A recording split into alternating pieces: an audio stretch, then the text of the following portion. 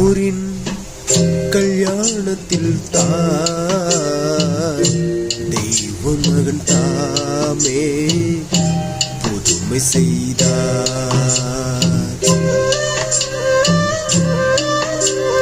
கானா ஊரின் கல்யாணத்தில் தான் தெய்வ மகன் தாமே புதுமை செய்தார்.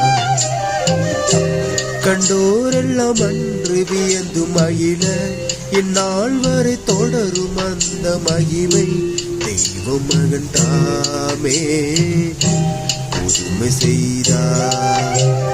கானாவூரின் கல்யாணத்தில் தான் தெய்வ மகன் தாமே புதுமை செய்தார்.